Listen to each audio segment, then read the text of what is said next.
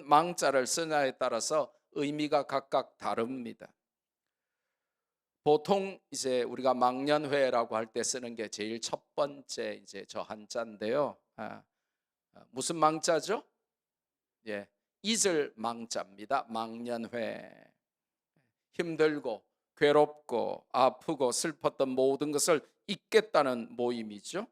고통스러웠던 자들이 모이는 셀프 위로의 자리입니다.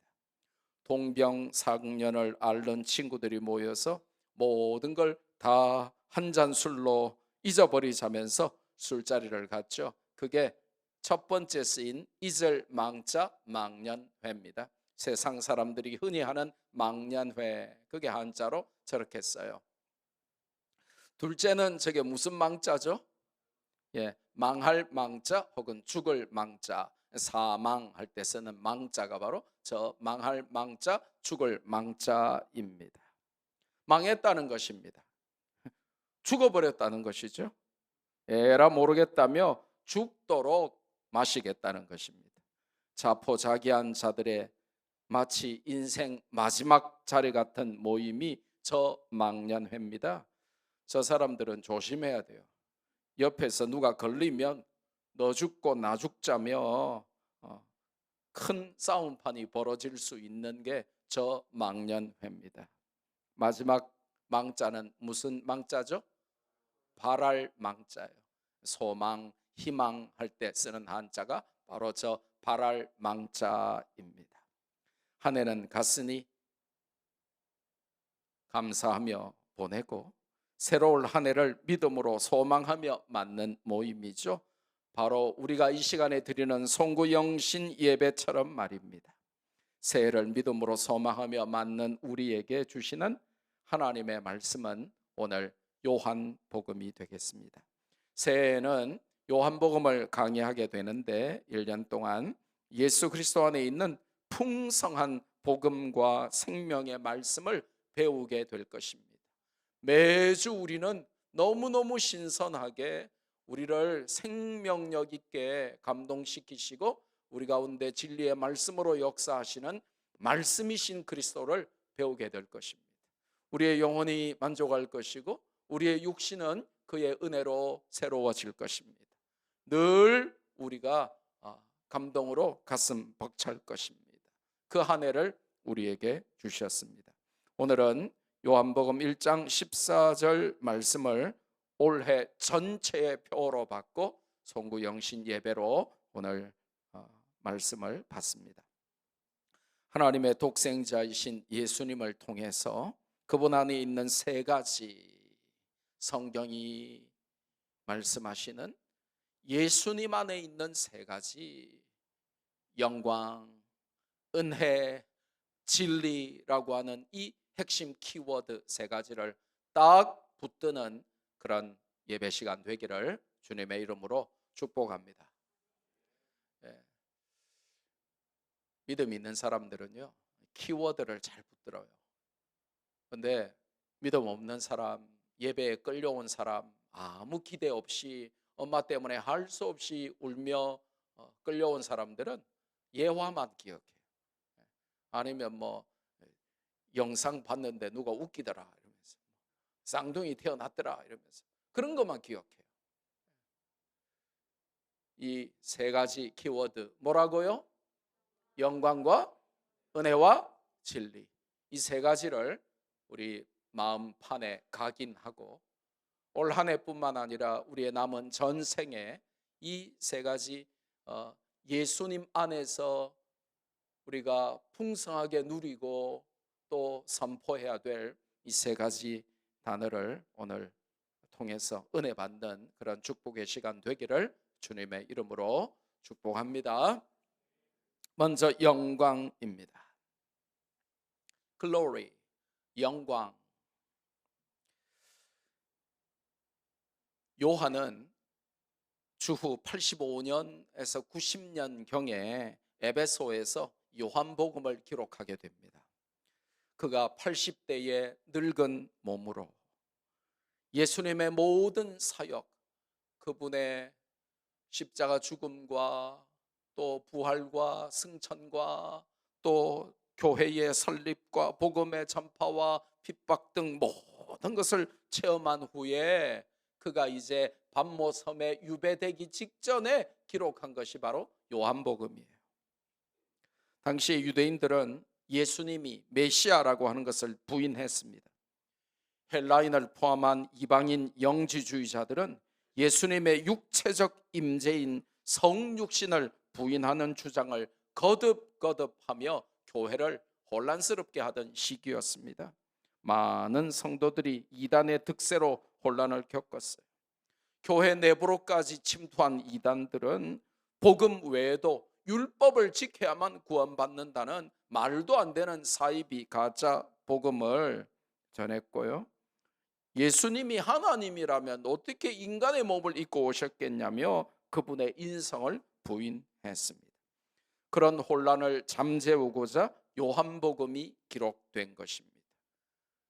복음의 엑기스, 복음의 진수, 읽기만 해도 듣기만 해도 하나님의 진리를 깨닫고 구원받고 예수님이 하나님이심을 알 수밖에 없는 하나님의 말씀이 요한복음으로 주어진 것입니다.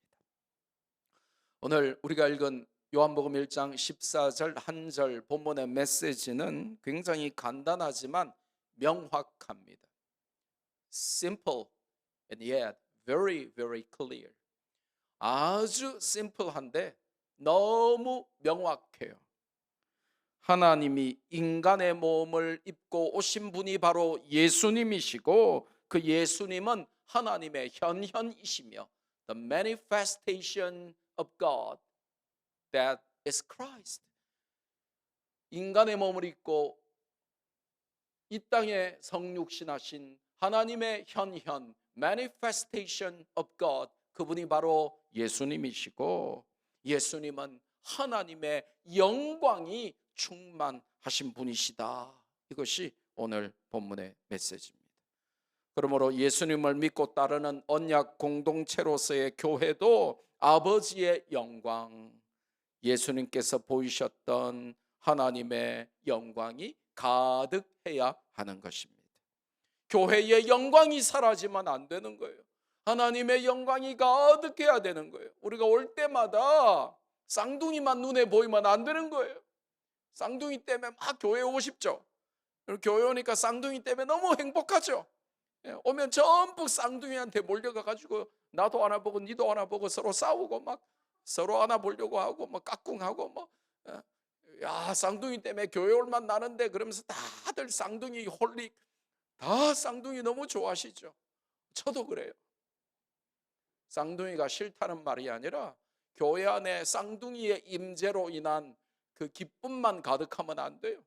그보다 더 큰 하나님의 영광이 가득해야 교회인 것입니다. 하나님의 영광은 다 사라지고 오직 우리 눈에 쌍둥이만 보이더라. 이러면 큰일 나는 거예요. 교회 안에 하나님의 영광이 가득해야 교회고 그래야 교회가 세상에 하나님의 영광을 보여줄 수 있습니다. 교회가 세상에 보여줄 수 있는 뭐 다른 걸 자꾸 생각하면 안 돼요. 교회가 뭐 구제와 자선과 이런 걸 할 수 있습니다. 그러나 그거는 교회 아닌 세상의 시민단체, 양로원, 고아원도 할 수 있는 일입니다. 세상 단체가 할 수 없는 일이 뭐냐면 교회가 하나님의 영광, 예수님 안에 충만했던 아버지의 독생자의 영광을 세상에 보여주는 것입니다. 이것은 국회가 보여줄 수 없어요. 이거는 청와대가 보여줄 수 없어요. 이거는 대학교가 보여줄 수 없어요. 세상에 아버지의 독생자의 영광을 보여줄 수 있는 유일한 곳이 어디다? 교회단 말이에요. 그래서 교회 안에는 하나님의 영광이 가득해야 됩니다. 이 영광이 히브리어로 이제 카보드예요. 키보드가 아니고 카보드. 알아두셔야 돼요. 왜냐하면 성경의 핵심 단어 이런 것들은 제가 항상 여러분에게 정확하게 알려드리기 때문에 알아두셔야만 좋습니다. 뭐라고요? 키보드가 아니고 카보드. 여러분의 차와 키보드를 합성하면 돼요. 카보드. 이게 바로 영광인데 헬라어로는 아주 쉬워요. 독사, 독사예요. 독사. 이 카보드가 뭐냐 하면 무게 중심을 말하는 거예요. 무게 중심. 이게 참 중요한 의미예요. 하나님의 독생자의 영광이 가득하려면 우리 삶의 무게 중심이 하나님과 예수님에게로 쏠려야 한다는 거예요. 그게 카보드, 무게 중심이라는 단어의 진정한 의미입니다. 교회 한 발, 세상에 한 발 양다리 걸쳐놓고 우리는 세상의 무게가 더 나갈 때가 너무 많죠.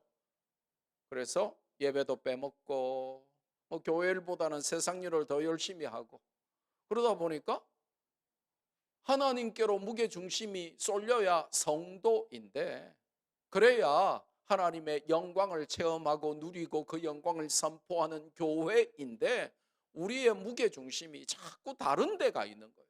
그러니까 하나님의 영광을 볼 수도 없고 누릴 수도 없고 선포할 수도 없는 비실비실한 삶을 살 수밖에 없는 것이죠.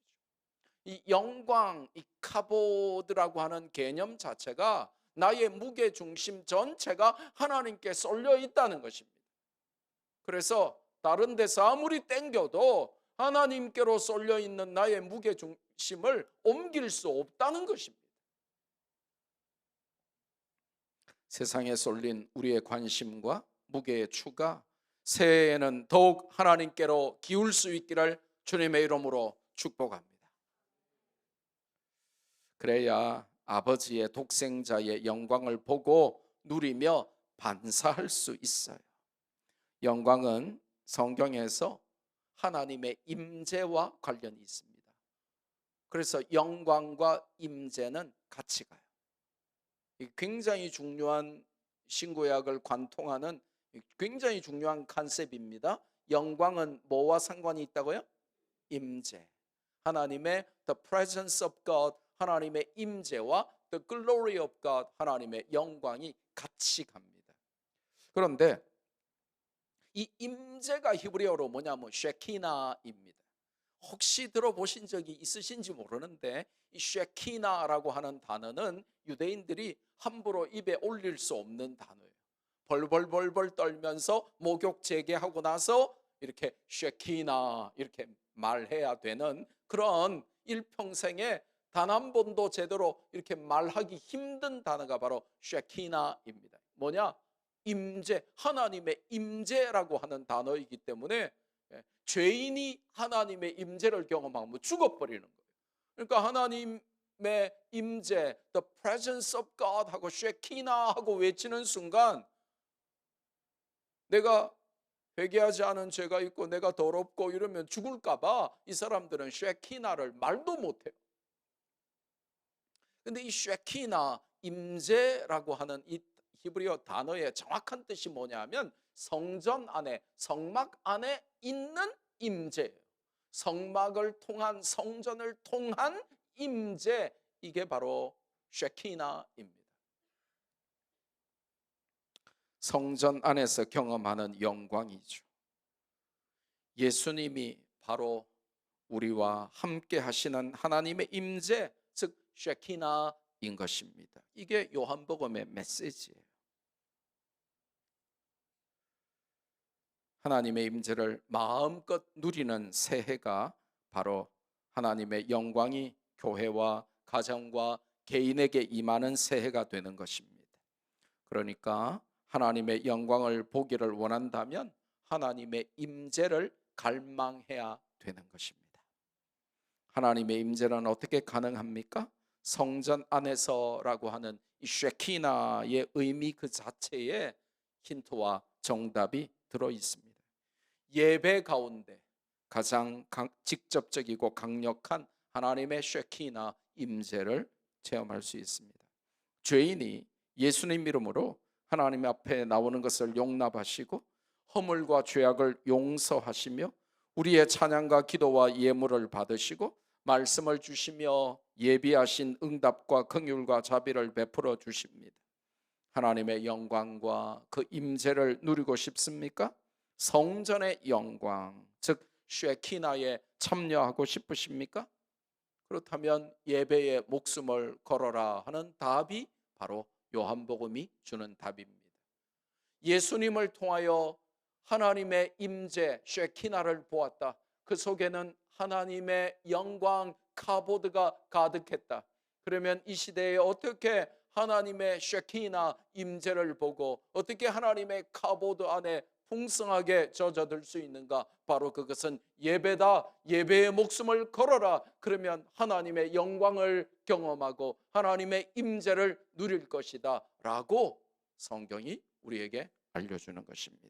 저는 우리 교회 성도들이 새해에 예배에 목숨 거는 성도들 되시기를 주님의 이름으로 축복합니다.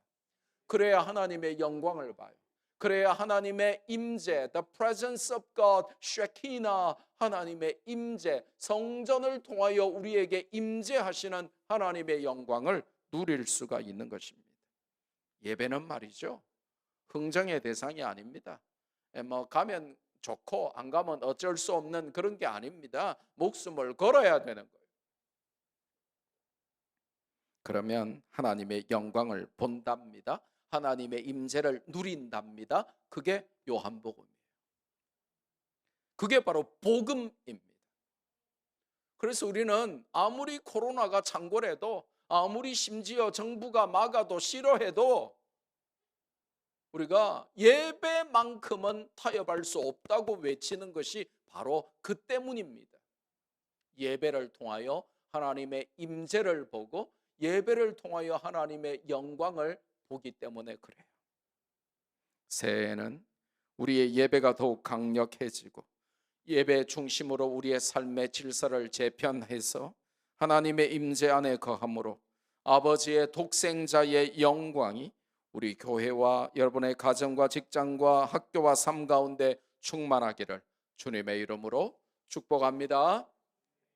두 번째로 우리가 주목해야 하는 단어는 은혜입니다. Grace.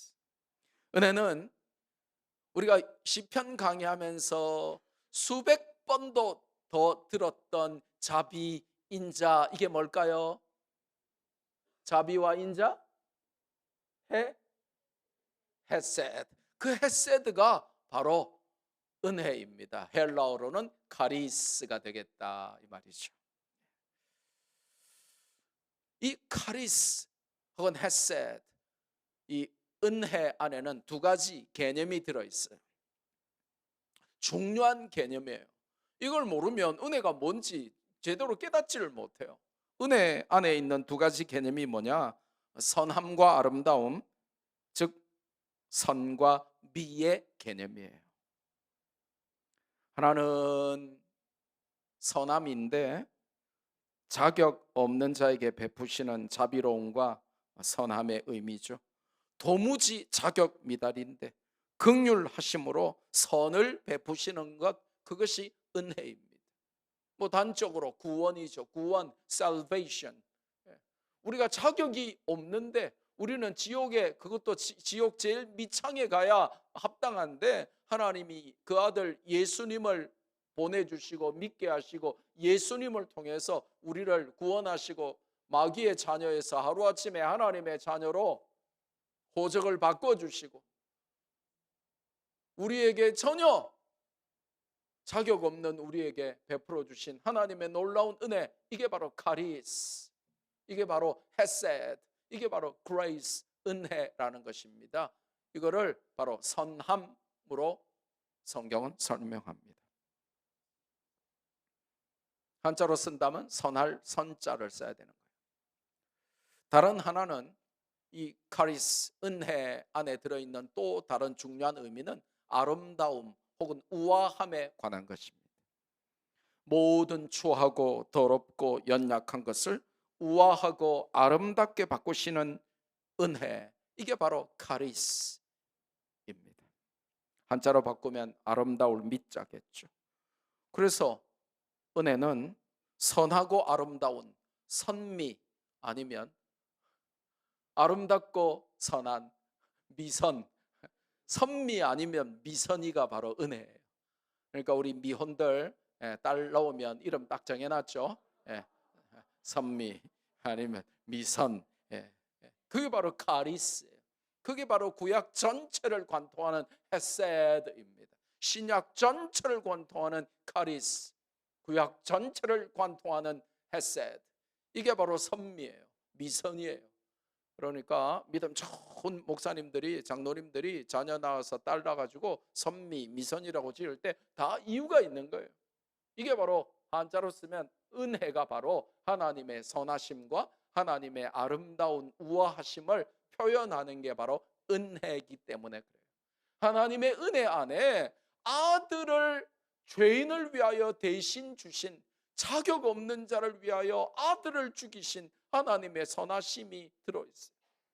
그리고 참 쭈글쭈글하고 너무 누추하고 부끄럽고 더러운 우리를 그분 안에서 펴주시고 아름답게 해주시고 예쁘게 해주시고 멋지게 해주셔서 우아하고 아름다운 자로 만들어주시는 은혜가 그 안에 들어있어요. 그래서 한자로 선미 아니면 미선이, 그게 은혜라니까요. 아쉽게도 우리 교회는 아무도 선미가 없네요. 미선이도 없네요. 미선이 있어요? 예, 예, 예. 그래서 이제 우리가 뭐 미스 코리아 할 때 진선미 그런 거 하잖아요. 그게 전부 하나님의 속성이거든요. 진선미, 진리, 선함, 아름다움. 근데 이걸 갖다가 뭐 수영복 입고 벌거벗고 입고 뭐 그런 여자들한테 붙여가지고 미스 진, 뭐 미스 선미 이렇게 하니까 얼마나 그게 우스운 게 돼버린 거예요. 사실은 이게 the attributes of God, 하나님의 속성, 하나님의 께 이렇게 붙이는 게 바로 진선미거든요. 근데 뭐 사람한테 진선미를 붙여놓으니까 이게 말이 안 되는 것이죠. 그래서 이 은혜라고 하는 게 바로 하나님의 선하심과 아름다우심, 이게 바로 카리스인 거예요. 이게 바로 하나님의 헤세드가 은혜가 되는 것입니다. 예수님 안에는 오늘 성경에 보니까 그 헤세드와 카리스가 충만했다는 것입니다. 차고 넘쳤어요. 어떤 죄인도 그분에게 용서를 받았고 어떤 추하고 더러운 것도 아름답고 우아하게 변했습니다. 이게 바로 은혜의 속성이에요. 은혜의 능력이에요. 누구든지 예수님을 믿고 그분께 마음을 열고 손을 내밀면 살아나고 회복되고 변화되었습니다. 이게 은혜입니다. 우리도 그 은혜를 받기를 원하는 것입니다. 새해에는 예수님 안에 있는 은혜를 더욱 풍성히 누릴 뿐만 아니라 우리도 선하고 아름다운 은혜의 사람들이 되기를 갈망해야 합니다. 그래야 가족과 이웃과 동료들이 나를 통해서 예수님의 은혜를 알 수 있는 거예요. 제가 어떤 영화 보다가 너무 스트레스 받은 게 뭐냐면 크리스찬인 거예요. 크리스찬. 입만 열면 뭐 할렐루야 하고 뭐 아멘 하고 막 십자가 들고 다니고 뭐 예수님 잘 믿는데 걸핏하면 막 열받고 화내고 막 집어 던지고 막 속이고 막 이러는 게 크리스찬으로 그 영화의 묘사가 되는 거예요.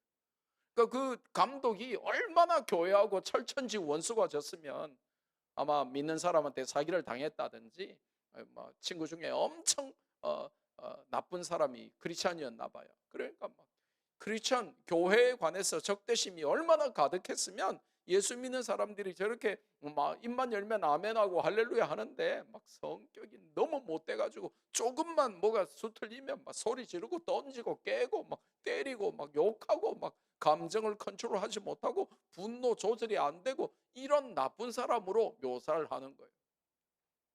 세상이 교회를 볼 때, 우리를 볼 때 그렇게 루너틱 정도로 그냥 미친 사람, 그냥 아주 이상한 사이비 그 정도로 볼 수 있어요. 코로나 시국에 이 정권이 교회를 아주 나쁜 이기적인 집단으로 교회를 그렇게 만들어 버렸어요. 이미지를. 그러니까 우리는 이 선하고 아름답고 선한 이 은혜를 받아서 우리도 세상에 이 선하고 아름답고 선한 은혜를 전달하고 보여주며 살아야, 그래야 복음이 증거됩니다. 은혜를 받고 은혜를 나눔으로 은혜의 통로가 되는 새해가 되기를 주님의 이름으로 축복합니다. 마지막 세 번째는 진리에 관한 것입니다. 이 진리는 히브리어는 에메트예요. 굉장히 중요한 개념이에요. 에메트. 그리고 헬라어로는 알레이테이아입니다. 이 단어는, 이 알레이테이아가 뭐냐면 허상이 아니라 실체다, 그런 말이에요. 가짜가 아니라 진짜다. 이게 히브리어로는 에메트, 이거 헬라어로는 알레이테이아입니다. 허상이 아닌 실체, 그리고 가짜가 아닌 진짜. 그러니까 예수님이 허상이 아니라 실체시고, 예수님은 가짜가 아니라 진짜를 말씀하시는 분이다 하고 요한복음이 선포하는 것입니다. 특별히 이 진리라고 하는 이 단어가 유대인들에게는 굉장히 특별한 단어예요. 뭐냐? 우리는 그냥 진리라고 들으면 그런갑다 라고 하지만, 그 당시에 유대인들에게 진리라고 하는 단어가 선포될 때 유대인들은 이 단어는 오직 하나님에게만 적용되는 단어라고 하는 것을 알고 있거든요. 하나님 아닌 것이 진리라는 것을 사용할 수가 없어요. 하나님만 진리세요. 그 단어는 하나님에게만 쓸 수 있었어요. 그런데 예수님을 진리라고 했단 말이에요. 그럼 예수님이 진리라는 표현은 무슨 뜻이에요? 예수님이 바로 하나님이시라고 하는 매우 도전적이고 직접적인 선포였죠. 유대인들에게는 충격 그 자체였죠. 예수님이 바로 니네들이 수천 년 기다려왔던, 성경이 예언했던 바로 그 메시아 하나님이시다 하는 선포가 예수님 안에 진리가 충만했다, 예수님이 진리시다 하는 그 표현인 것입니다. 요한복음은 예수님이 참 하나님이심을 강조합니다. 동시에 예수님은 그 당시 영지주의 이단들이 주장했던 것처럼 가짜 몸을 입고 오신 허상이 아니라 진짜 사람의 육신을 입은 완전한 실제 사람이었습니다. 참 하나님이시며 동시에 참 인간으로 오신, 신성과 인성을 동시에 다 가지신 분이 성육신하신 예수님이시다. 이것이 바로 이단과 맞서서 싸웠던 초대교회를 향한 요한복음을 통한 하나님의 메시지였던 것이죠. 예수님은 당시에 만연하던 거짓 복음이 아니라 진짜 복음을 전하신 말씀, 로고스 그 자체신 분이셨습니다. 말씀이 육신이 되어 오신 진리 그 자체가 바로 예수님이셨죠. 그런 의미에서 14절에는 영지주의에 모순되고 거짓된 주장을 완벽하게 반박하는 메시지가 주어진 것입니다. 요한복음 전체를 요약하는 메시지입니다. 새해에는 우리 성도들 모두가 하나님의 진리에 좀 더 민감하기를 주님의 이름으로 축복합니다. 세상의 가짜 메시지와 세상의 어떤 학문이나 사상이나 제도보다도 하나님의 진리에 목마르고 배고프기를 축복합니다. 진리를 먹고 마시며 예수님 안에서 행복한 새해가 되기를 축복합니다. 진리가 아닌 것들은 아무리 먹고 마셔도 우리를 만족시킬 수 없어요. 요한복음 강해가 1년 동안 우리에게 선포될 텐데, 이 요한복음 강해를 통해서 예수님을 배우고 예수님의 진리를 배우고 그 예수님의 진리 안에서 참된 자유와 기쁨과 행복을 누리는 새해가 될 수 있기를 주 예수 그리스도의 이름으로 축복합니다. 할렐루야. 이제 성찬식 거행하겠습니다.